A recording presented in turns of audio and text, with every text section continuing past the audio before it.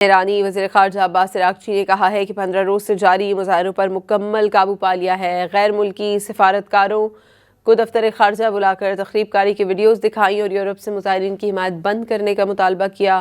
دوسری جانب امریکی ادارے نے دعویٰ کیا ہے کہ 2 ہفتوں میں احتجاجی مظاہروں میں مجموعی اموات 572 ہو چکی، جن میں 503 مظاہرین اور 59 سیکیورٹی اہلکار شامل ہیں۔ گرفتار فسادیوں کے خلاف مقدمات جلد نمٹانے کے لیے خصوصی ٹریبیونل قائم کرنے کا فیصلہ کر لیا گیا۔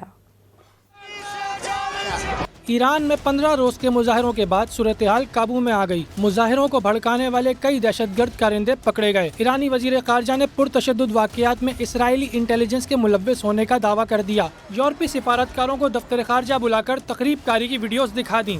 برطانیہ، فرانس اور جرمنی سے مظاہرین کی حمایت بند کرنے کا مطالبہ کیا۔ امریکہ میں دہشت کی علامت آئس فورس اور ایران میں فسادیوں کا موازنہ کرنے کا بھی مشورہ دے دیا۔ عباس عراقچی نے کہا کہ مظاہروں میں غیر ملکی مداخلت کے واضح شواہد موجود ہیں۔ مظاہروں میں شامل 70% افراد کو غیر ملکی عناصر نے بھڑکایا، جبکہ 30% مظاہرین پرامن تھے اور ان کے مطالبات جائز تھے۔ ایرانی وزیر خارجہ نے غیر ملکی سفارتکاروں کو بریفنگ میں کہا کہ دہشت گرد گروہوں نے عوام کی صفوں میں دراندازی کی۔ انتشاری عناصر نے ملک بھر میں 53 مساجد کو آگ لگائی۔ دہشت گردوں کے اعترافی بیانات جلد جاری کیے جائیں گے۔ تخریب کار عوام پر گولیاں برساتے تھے۔ مقصد زیادہ سے زیادہ لوگوں کو ہلاک کرنا تھا۔ امریکی صدر ٹرمپ بھی یہی چاہتے ہیں۔ انہوں نے کہا کہ سیکیورٹی اداروں سے مشاورت کے بعد جلد پورے ملک میں انٹرنیٹ بحال کیا جائے گا۔ دوسری جانب انسانی حقوق کے امریکی ادارے ہرانہ نے دعویٰ کیا کہ 2 ہفتوں کے احتجاجی مظاہروں میں مجموعی اموات 572 تک جا پہنچی ہیں، جن میں 503 مظاہرین اور 59 سیکیورٹی اہلکار شامل ہیں، جبکہ اب تک 10,681 افراد کو گرفتار کیا جا چکا۔ ایرانی عدلیہ کے سربراہ نے فسادیوں کے خلاف زیرو ٹالرنس کا اعلان کر دیا۔ غلام حسین محسنی نے پروسیکیوٹرز کو فسادات اور ہنگامہ آرائی کے مقدمات جلد سے جلد نمٹانے کی ہدایت کر دی۔ پیر کو اردبیل شہر میں مظاہروں میں جاں بحق افراد کی نماز جنازہ ادا کی گئی، جس میں ہزاروں افراد نے شرکت کی۔ جاں بحق افراد کو سرکاری اعزاز کے ساتھ سپرد خاک کر دیا گیا۔